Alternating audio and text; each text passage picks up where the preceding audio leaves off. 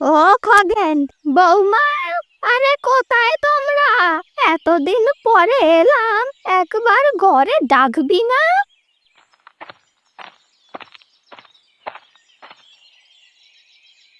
আরে পিসি যে এই গরমে হঠাৎ এলে আমার যে বিশ্বাস হচ্ছে না। আরে মাথায় এত রোদ নিয়ে কিভাবে হেঁটে হেঁটে এলে পিসি? আরে মুখ পোড়া, আমাকে কি রোদে ভাবে দাঁড় করিয়ে রাখবি? বসতে দিবি না নাকি? আহা, বসুন বসুন। কতদিন পর আমাদের বাড়িতে আপনার পায়ের ধুলো পড়লো। সত্যি আমাদের যে কি আনন্দ লাগছে। বুঝেছি বুঝেছি, সে কত আনন্দ যে লাগছে আমি সব বুঝতে পারছি। আমি এলেই তো তোদের মুখটা কেমন যেন হয়ে যায়। তা নাই পিসি, কিন্তু এই গরমে মানে তোমার বয়স হয়েছে তো তাই আর কি। আহা, গরম তো আর আমার জন্য থেমে থাকবে না। আমার শরীরটা ভালো যাচ্ছে না রে খগেন, তাই ভাবলাম তোদের কাছেই একটু থাকি। ও, থাকবেন? মানে কতদিন? মানে আমি বলতে চাইছিলাম আর কি। আরে বেশি না, এই ধর গোটা গরমকালটাই থাকবো। এই রে কলা গেল রে। এবার কি হবে? সারা গ্রীষ্মকালে একে গরম, তার উপর আবার এই পিসিমার অত্যাচারে আমার দম বেরিয়ে যাবে। আহা পিসি, একেই আমাদের ছোট ঘর, তার উপর আবার এই গরমে আপনি থাকবেন কি করে? আমার যে মানে কিছুই। অত ভাবতে হবে না, আমার জন্য তোদের বিশেষ কষ্ট হবে না। তবে একটা কথা, ঘরে কচি শাকসবজি আর ভালো খাবার চাই, শরীরের জন্য দরকার। আর মাঝে মাঝে মাংস তো হলেও আর কি, বুঝতেই তো পারছিস। আরে সেসব পরে হবে। আরে কোথায় নীলিমা? এই তুমি এখনো দাঁড়িয়ে আছো? এই তাড়াতাড়ি পিসিমণিকে মানে শরবত এনে দাও। ওরে খগেন, আমার শরীর নিয়ে ভাবতে হবে না। আর হ্যাঁ, রাতে মশারি দিস যেন, গরমে আমার ঘুম আসে না। মশারি দেব, খাবার দেব, কি দেব না বলুন? ওরে বৌমা, তুই মনে মনে কি ভাবছিস আমি সব বুঝতে পারছি। যতই ভাবিস, আমি থাকতে যখন এসেছি এখানে থেকেই ছাড়বো। হ্যাঁ নাও গিন্নি, কি আর করবে? এখানে দাঁড়িয়ে থেকে লাভ নেই। অতিথি যখন এসেছে তাকে আপ্যায়ন তো করতে হবে, তাই না?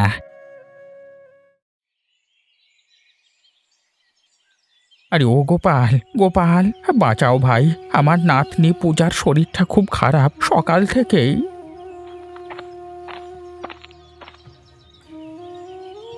কি হলো হরিপদ কাকা? আবার কি হলো পূজার? আরে আপনি এভাবে হাঁপাচ্ছেন কেন? বসুন, জল খান। না বৌমা, এখন কিছু খাবো না।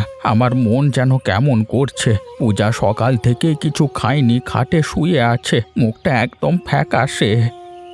এই গরমে শরীর খারাপ হলে মুশকিল তো। ডাক্তার দেখিয়েছো? ওরে বাবা, ডাক্তার কোথায় পাবো টাকা? দিন আনি দিন খাই, এখন ডাক্তার আনলে কতগুলো টাকা খরচ হয়ে যাবে। সেই খরচা করবার মতো টাকা তো আমার কাছে নেই। কাকা, আপনি চিন্তা করবেন না, আমরা একটা ব্যবস্থা ঠিক করব। মেয়েটাকে তো আর ফেলে রাখা যায় না। বাচ্চা মেয়ে শুধু শুধু কষ্ট পাবে, সেটা চোখে দেখা যায় না। ঠিকই বলেছো লতা। হরিপদ কাকা, চলো চলো, আমরা দুজনে না হয় তোমার বাড়িতে যাব, আর আমি না হয় ওষুধ নিয়ে আসছি। সত্যি বলছো বাবা? সত্যি আমার আমার খুব বড় সাহায্য হলো। এই গায়ে আমরা সবাই তো একে অপরের পরিবার, আপনার চিন্তা করতে হবে না। তোমাদের মতো মানুষ আছে বলি এখনো মানুষ বেঁচে আছে। এভাবে কাঁদবেন না কাকা। চলুন চলুন, আমরা যাই, গিয়ে পূজাকে দেখি। মেয়েটা একা শুয়ে আছে ঘরে। ঠিক আছে চলো বাবা, অনেকক্ষণ মেয়েটাকে একা ফেলে রেখে এসেছি, আসলে কোনো উপায় খুঁজে পাইনি তো তাই। লতা, তুমি যাবে নাকি? আমাকে তো যেতেই হবে, না হলে মেয়েটার সেবা করবে কে ভালো করে? চলো, এসে না হয় রান্না বান্নার একটা ব্যবস্থা করা যাবে। এই খগেনটা এখনো এলো না। ঘরে বসে কি করছে কে জানে? ওর কি কাজকর্মে কোনো মন নেই নাকি কে জানে? ধুর, এদিকে যা গরম পড়ছে, মনে হচ্ছে পাহাড়ে ঘুরতে যাই।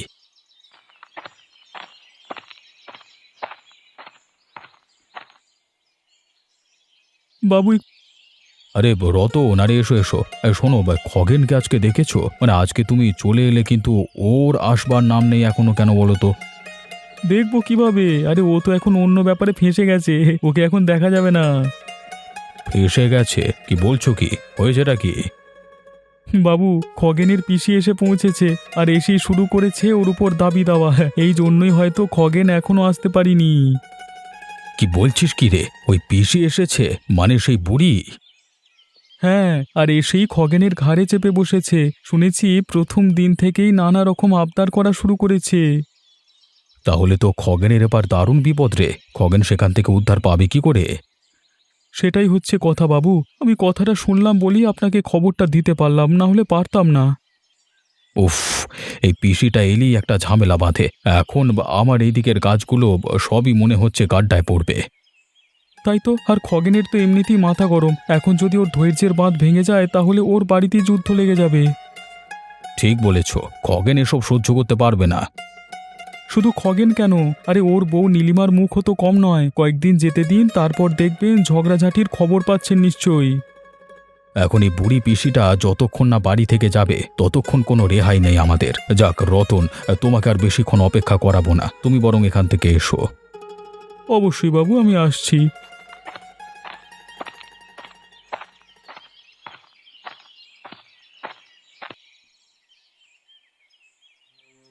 ছি ছি ছি, এই নীলিমা, এটা কি রান্না করেছিস? আলু পোস্ত? হ্যাঁ তো, গরমের দিন হালকা খাওয়া দরকার, শরীর খারাপ করবে না, শরীর ভালো থাকবে। আরে আমি কি এখনো ছোট বাচ্চা নাকি? এই বয়সে আমাকে শুধু আলু পোস্ত খেতে দিবি? আমি ঘরে কুটুম এসেছি, আমার জন্য মাংস ভাত এসব হবে না। দেখুন পিসিমা, এই বয়সে আপনার মাংস ভাত খেলে শরীর খারাপ হয়ে যাবে, তখন ভালো হবে তো? কে বললো? আমি কত বছর ধরে গরমে মাংস খাচ্ছি, আমার তো কিছু হয়নি।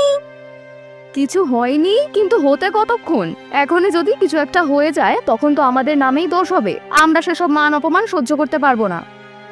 কে রে তুই, আমাকে জ্ঞান দিতে আসছিস? আমি কি খাবো কি করব সেটা কি তোকে জ্ঞান দিয়ে দিতে হবে? আরে যার জন্য ভালো করছি সেই বলে চোর? দেখো, তোমাকে ভালো কথা বলছি পিসিমা, চুপচাপ যা রান্না করেছি তা খেয়ে নাও, না হলে। না হলে তুই কি করবি রে? মারবি আমাকে? তোর এত বড় সাহস, তুই আমাকে হুমকি দিচ্ছিস? আপনি আচ্ছা ঝগড়ুটে মেয়ে ছিল তো, আপনাকে ভালো কথা বললেই খারাপ হচ্ছে দেখছি। আপনি খাবার হলে খান, না হলে এখান থেকে উঠে যান। আপনার সঙ্গে বেকার ঝগড়া করতে আমার একদম ভালো লাগে না। ঠিক আছে, আমি চলে যাচ্ছি। তারপর খগেন বাড়ি আসুক, তোমাকে দেখাচ্ছি মজা। তোমার বোন তো বার বেড়েছে না? লতা, এত গরম লাগছে ওর গায়ে, শরীর মনে হচ্ছে জ্বরে পুড়ে যাচ্ছে গো। আমার নাতনির কিছু হয়ে যাবে না তো? আরে না না কাকা বাবু, আমরা থাকতে না কিছুই হবে না, সামান্য তাপ লেগে জ্বর হয়েছে, ও ঠিক সেরে যাবে। চিন্তা করো না, পূজাকে ঠিক করবার জন্য আগে ঠান্ডা জায়গায় নিয়ে যেতে হবে। এখানে ঘরের মধ্যে যা গরম, তার উপর আবার পাখাও নেই।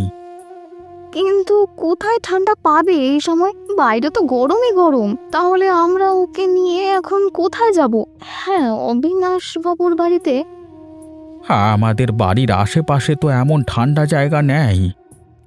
দাঁড়াও দাঁড়াও, তোমরা অত চিন্তা করো না, আমি জানি একটা জায়গা আছে। কোথায় গো? কোথায় সেই জায়গা? পুকুরের নিচে একটা পুরনো মাটির সুড়ঙ্গ আছে, ওখানে ঠান্ডা থাকে। সুড়ঙ্গ? পুকুরের নিচে? আমি তো ব্যাপারটা জানতাম না। অনেকে জানে না বলি জায়গাটা এখনো ভালো আছে, না হলে কবেই লোকের অধীনে চলে যেত। ওখানে নিয়ে গেলে ওর ক্ষতি হবে না তো? না না, আমি আগেও ওখানে গেছি, ঠান্ডা জায়গা। কাজ করতে করতে যখন ক্লান্ত হয়ে পড়তাম তখন সেখানে গিয়ে বসে থাকতাম। তাহলে আর দেরি করো না, যত তাড়াতাড়ি সম্ভব ওকে নিয়ে চলো। হ্যাঁ, আর দেরি করা ঠিক হবে না। আমার বিশ্বাস ওখানে নিয়ে গেলেই ও আগের মতো সুস্থ হয়ে যাবে। চলো চলো, তাড়াতাড়ি যাওয়া যাক, চলো।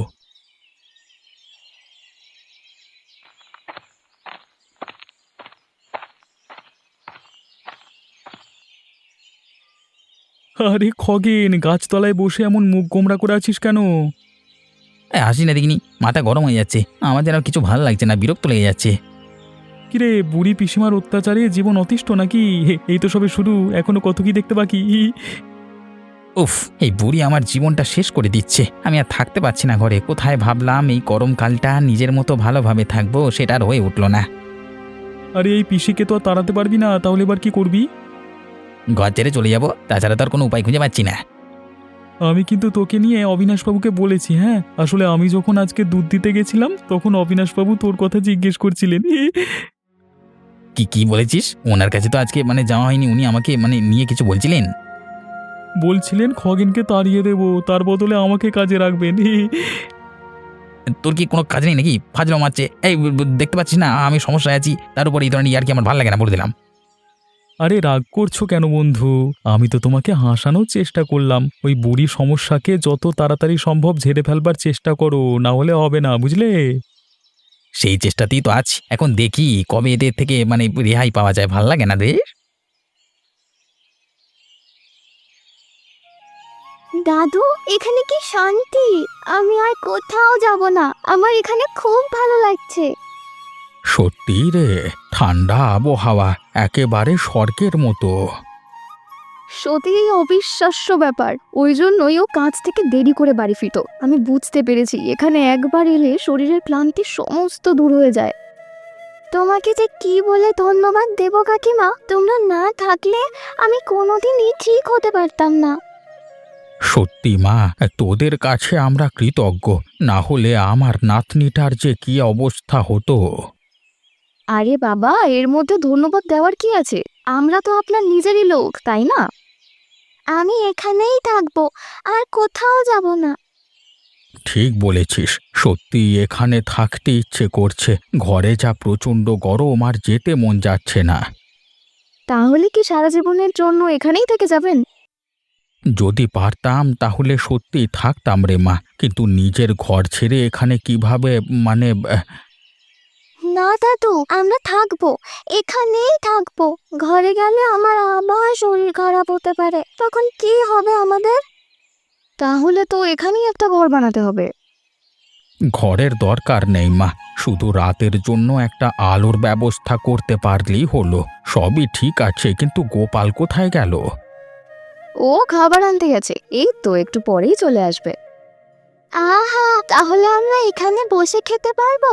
সত্যি আমার যে কি আনন্দ হচ্ছে। কাকা কখন আসবে? আমার প্রচন্ড খিদে পেয়ে গেছে কাকিমা।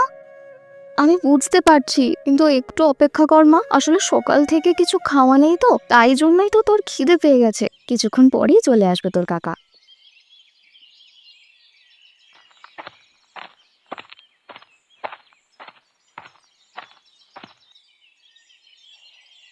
আরে খগেন, এসো এসো। তা তোমার কি খবর বলো তো? আমি রতনের মুখে যা শুনলাম তা কি সত্যি? বাবু, আর পাচ্ছি না। পিসিমা এসেছে আর মাথার উপর জমদূতের মতো চেপে বসে আছে। আরে আমিও তো তাই শুনলাম। সেই খবর শোনবার পর থেকেই তো ভীষণ চিন্তিত। আর চিন্তা করে কি হবে বাবু? যতদিন না ওই পাপটা বাড়ি থেকে যাচ্ছে ততদিন আমার শান্তি নেই। আমার জীবনটা শেষ হয়ে যাচ্ছে বাবু। কি করছে এখন সেই বুড়ি?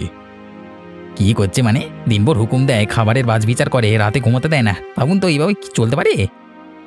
বুড়ি যতদিন না যাচ্ছে ততদিন তাহলে আমার এই দিকের কাজগুলো তো ঠিকমতো হবে বলে মনে হচ্ছে না। তোমাদের পরিবারের অবস্থাও তো মনে হচ্ছে এখন ভালো না।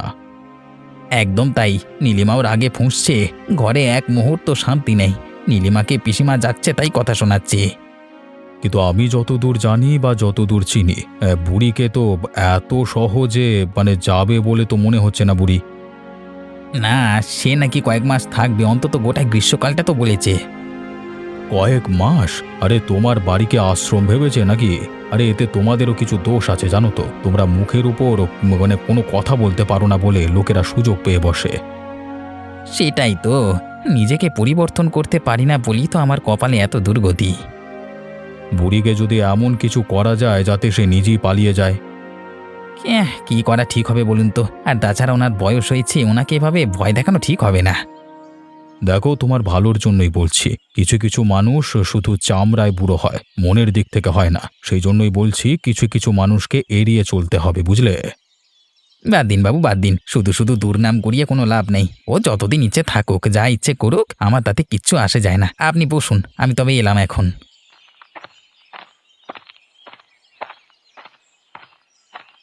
হায় ওপরওয়ালা, তুমি ওদের পরিবারটাকে রক্ষা করো। কি ব্যাপার কি? এইখানে সুরঙ্গের সামনে দাঁড়িয়ে কি করছো তুমি? আমরা এখানেই থাকি। থাকো মানে? সুরঙ্গটা কি তোমার বাবার জায়গা নাকি? বাপ তুলিয়ে কথা বলবে না বলে দিলাম। আমরা এখানে থাকি বা না থাকি তাতে তোমার কি আসে যায়? আর তোমার এখানে কিসের দরকার সেটা বলো তো। পুকুরের নিচে ঘর বাড়ি বানিয়ে বসেছো কেন? গ্রামে থাকতে লজ্জা হয়? লজ্জা? তুমি তো নিজের ঘরে শান্তি রাখতে পারো না, আমাদের নিয়ে কেন এত মাথা ব্যথা?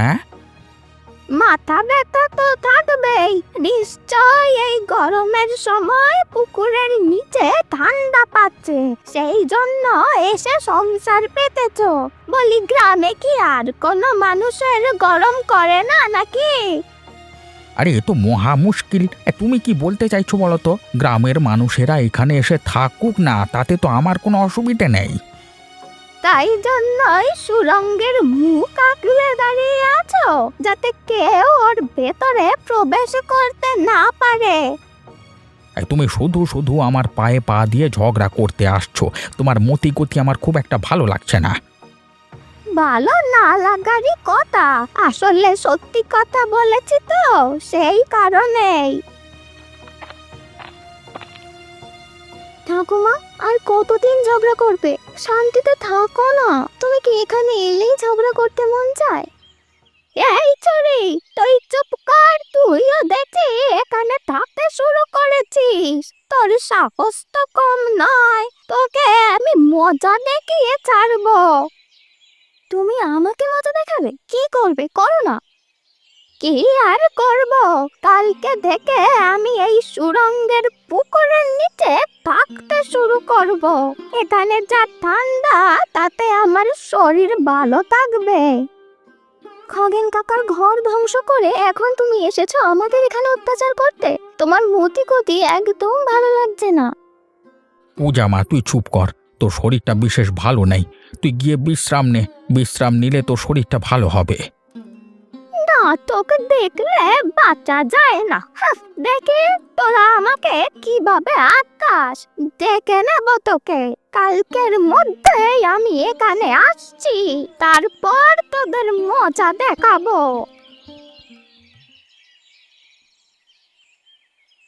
কি গো, তুমি ঠিক শুনেছো? খগেনের পিসি আবার ঝগড়া বাঁধিয়েছে।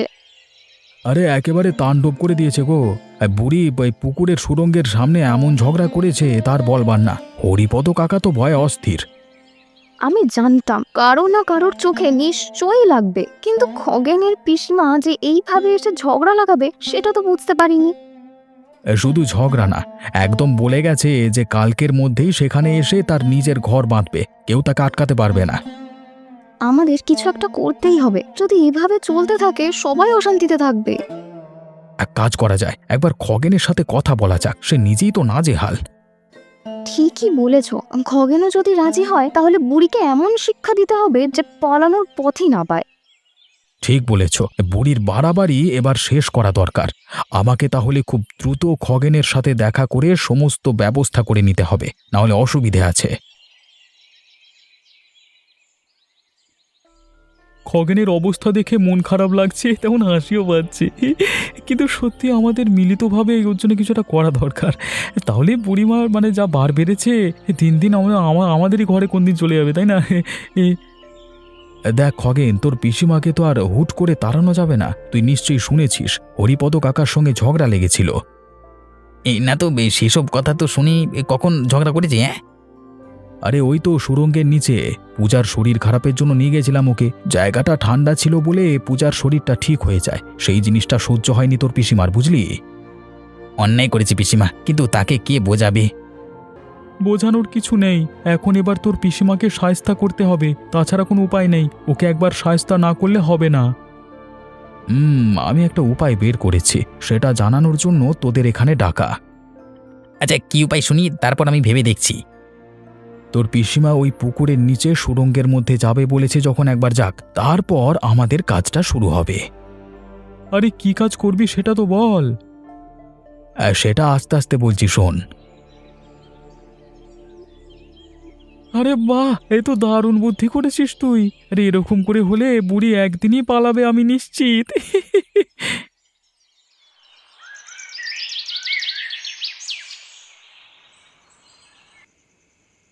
পিসিমা, আমার না খুব অনুশোচনা হচ্ছে। তুমি যা বলেছিলে তা ঠিক, তুমি আমাকে ক্ষমা করে দাও। আমার তখন দিনের বেলাতে তোমাকে এতগুলো কথা শোনানো একদম উচিত হয়নি। এখন বুঝলি আমি যা বলি সব ঠিকই বলি।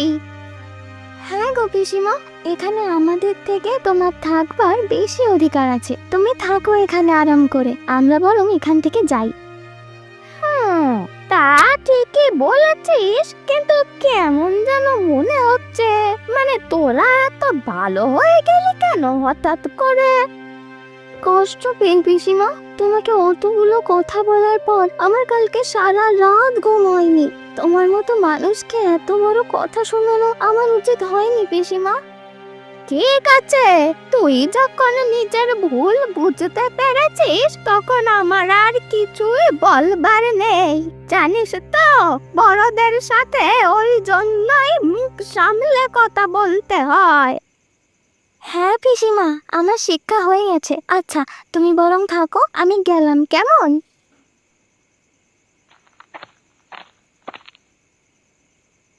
তোমরা যেমনটা বলেছিলে আমি তেমন বলে দিয়েই চলে এসেছি। ব্যাস, এরপর আমাদের পালা। এই কাঁকড়া বিচেগুলো তৈরি আছে তো? তাহলে এরপর ছেড়ে দে খগেন। একদম, আমি কাঁকড়া বিচেগুলো ছেড়ে দিলাম, কেমন? এই যে।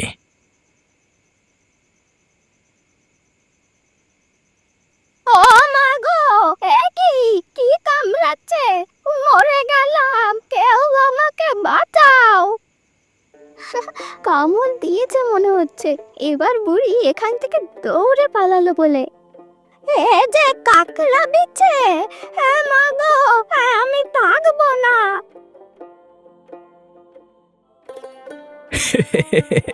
আরে দৌড়াও পিসিমা, দৌড়াও। তোমার জন্যই তো ব্যবস্থা করা হয়েছে গো। আরে হল্লা বলো, অবশেষে ডাইনি পিসি এই গ্রাম থেকে পালালো। আমার যে কি আনন্দ হচ্ছে। শুধু আনন্দ করলে হবে না খগেন, আমাদের জন্য দারুণ করে খাওয়া দাওয়ার ব্যবস্থা করতে হবে, তারপর আমরা ছাড়বো, না হলে ছাড়বো না। আরে হবে হবে, খাওয়া দাওয়ার ব্যবস্থা নিশ্চয়ই হবে। তোমাদেরকে না খাইয়ে আমি কি ভালো থাকতে পারবো? আরে তোমরা আমার এত বড় উপকার করলি। সত্যি কাকা, তোমার বুদ্ধিতেই আজকে বুড়ি মাত হলো। এই খবরটা অবিনাশবাবুকে দিতে হবে। অবিনাশবাবু শুনলে নিশ্চয়ই খুব খুশি হবেন। খুশি হবেন তো বটেই। খগেন আবার তার কাছে কাজে যাবে অনেক দিন পর। হ্যাঁ, তার কাজ আটকে ছিল কতদিন ধরে বলো তো?